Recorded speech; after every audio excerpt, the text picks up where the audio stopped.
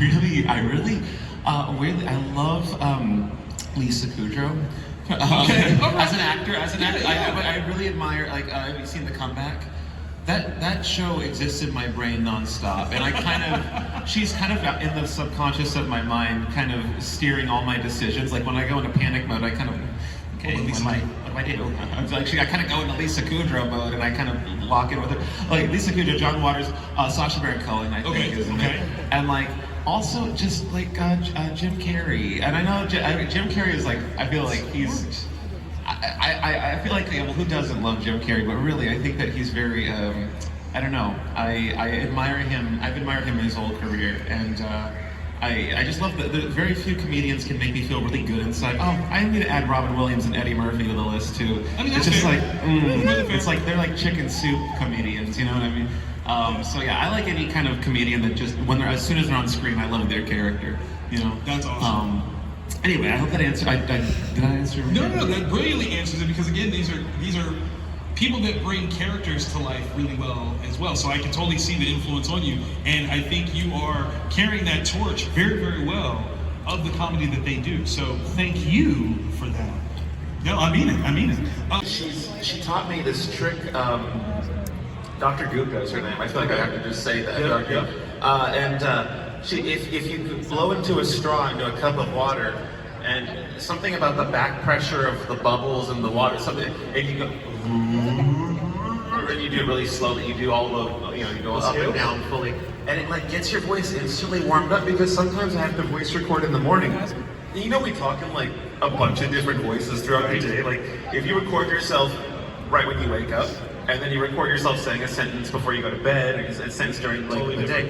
You like talk in different pitches throughout the day, and different kind of, your voice just sounds different. And so, my voice sounds best after, like right now I feel like my voice is nice and loosey-goosey after talking, during this panel. But it's not easy to get your voice to that point. You can't have an hour to like just be babbling, and so that the cup of bubble, you don't even need a cup of water. If you just find a way to to create a back pressure, so like a resistance when you're blowing out. Something about that loosens up your cords and gets you ready to. So I'll do that early in the morning when I'm going to do a recording session for Hell of a, or Has Been Season 2. Hey! Oh. That's right. I think we're all going to start practicing that, which is like this is going to be a thing. Okay, so we're going to start on this side, and we're going to go back and forth. So we're going to start with you, friend. Hello, what's your name? Hi, my name is Hope. Hey, Hope. What's your question? I'm going to ask it really fast because I have to run to a photo op. But I wanted to say, I know you may not think it, but for an amateur content creator like me, I kind of see you since I've looked up you since I was younger, and I see that you made it. And when did you personally feel like, if you do, when you made it? It really doesn't. It doesn't. There's really no moment where it feels like you made it. Really. The higher you climb up any ladder, it just shows you how much more there is to go, or what other obstacles you have to. It never felt like that. It still doesn't. Weirdly enough. You're on stage here. All these people are here to see you. You're like, no, I'm still not there yet. I'm still getting there.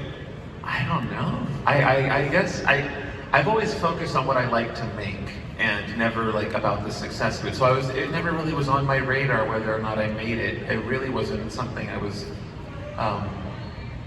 caring about. It was more that the work that I loved was getting enjoyed by people, and it was a good thing when it started getting consumed by many, many more people than I imagined. But never did I stop and be like, I've made it. It keeps you hungry. It keeps you pushing. Yeah, it does. Honestly, I'm having fun with that. I'm lucky to do what I love doing, and I'm lucky that other people like to watch it. And that's honestly, if you're gonna measure in terms of what I think is important, I made it when I was in high school making those movies. I was already getting that itch scratched, with my friends watching those films back then. So, everything else has just felt like more icing on the cake, and so. I've just been lucky to keep doing what I like doing. That's a great question, Hope. Thank you. Thank you so much. I hope that answered it. I'm sorry that was very... It definitely did. It's perspective is all it. I want to ask who your favorite film director is, and if you have any recommendations for movies. Ooh, I like any director that really that puts so much of their flavor on. Because as a director, some of them kind of hand things off to other people who can take over, you know, creatively, and others like don't touch it. I want to touch every part of this thing, and you're not. And I really love directors like that, just have their stank all over whatever it is they're doing. In that sense, I really admire like Quentin Tarantino a lot. I think that his stuff just feels like he adjusted every little thing in the background of that frame. Everything feels, any director where everything feels so specific on camera, I really admire that and enjoy sitting. I really enjoyed Beetlejuice. I felt like that, it seemed like a really fun time to make. Oh, and John Waters, of course. Yeah, John Waters. Directors with a signature, that's the thing. With a signature, yeah. I love that. Stamp of their own brand. Absolutely. Hello. Hello, my name is Taj. So this is from a friend. I forgot to get him a Christmas present. Oh. Anyways, he asked what your favorite sketch you made was. I had a lot of fun doing the Power Rangers. Oh, I made a Power Rangers parody, and Power Rangers was my favorite show growing up. And I'm working with one of the. Actually, I've worked with like a handful of the Power Rangers cast over the years, and it blows my mind because that show, like the cast of Power Rangers and the cast of Mad TV were idols to me, and so it's cool to like get to meet some of them now. But no, Power Rangers parody was my favorite because I worshipped that show growing up, and so it was fun to like make my own version of that universe and like wear the costumes and have a fight scene and build the city and have the Megazords fight. It was like scratching an itch I've had since childhood. So yeah. Thank you. Hello. Hello, my name is Matthew. Hey, Matthew. You mentioned John Waters Yeah. before. He's one of my favorites too. Is there a specific Dreamlander that you kind of gravitate more towards, where like Divine, Edith Massey? I like that you know the word Dreamlander. That's what he called like his group of actors. Yeah. Edith Massey. Edith Massey. I mean, gun to my head, she was my favorite. You guys don't know, Edith Massey. So John Waters worked with a lot of the same actors in all of his films and would just cast them as different, very similar to how I do in my videos. I use a lot of the same actors, and Edith Massey was essentially, I like to think of her as his Paulette Jones that I have. She's just like, and I almost am more of a fan of her than John Waters because I'm sure you've seen footage of Edith Massey, but she's just such a character, and I would love to, have spent an afternoon driving her around town. Have afternoon tea. What does she say? What's that? Have afternoon tea with her. Oh yeah. No, I feel like we'd be having afternoon gin. Anyway, so I hope that answers your question. Of course. Thank you. Thank you. Hello. Hi, Brandon, John. Hello. First off, you are a master of convincing people that, these individual characters are their own individual people. You are fantastic at that. Thank you very much. So my question is, a lot of scenes you do, you are multiple people in those scenes. How do you go about choreographing something like that? Oh, that's a good question. I use body doubles that look. It's hard to find. Like I try and find people that look exactly like me because they have to fit in my costumes the same way. Whenever there's like two characters on screen, you're never seeing both of our faces at once. And so it's just a matter of finding someone who your brain doesn't think, oh, that's a different person from behind.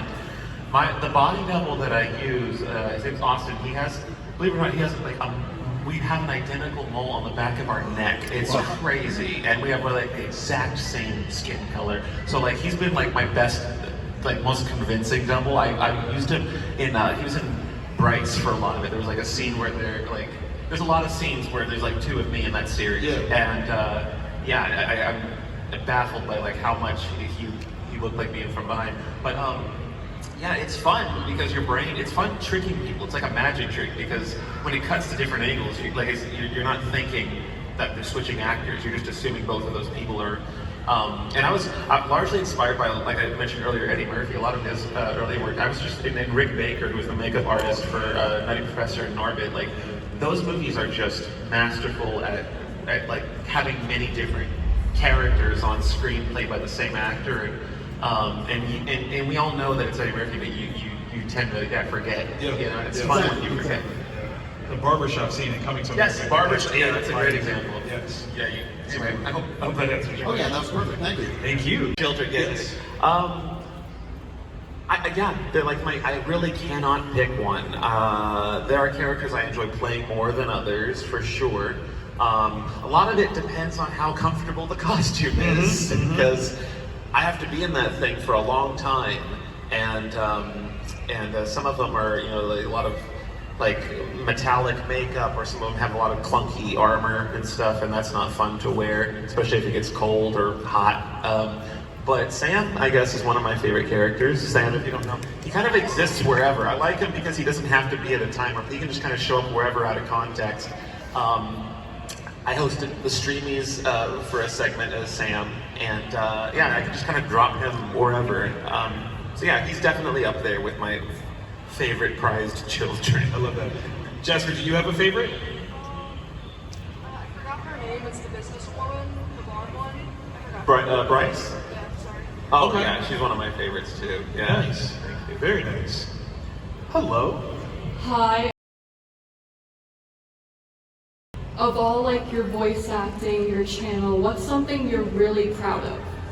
Of all the voice acting? Or your Or channel. your channel. Or my Yeah. channel. I did. So I just did a series called Class Acts, and it wrapped out as a series that I started back in 2009. It was a project I did in 2009, 2010, and then I had to put it on hold, and I thought we would never pick back up, but enough of the cast came back for it, and then here in 2024 we finally finished it with the third season. That felt so good because it felt like vanquishing a demon that I thought I would never vanquish, and so it's part of my past. It's an unfinished project of mine that's finally snuffed out and finished, and so that feels really good after like 13 years. I mean, but you got back to it. That's the thing that matters. That's the thing that matters. Yes. So, yeah. Thank you. Thank you.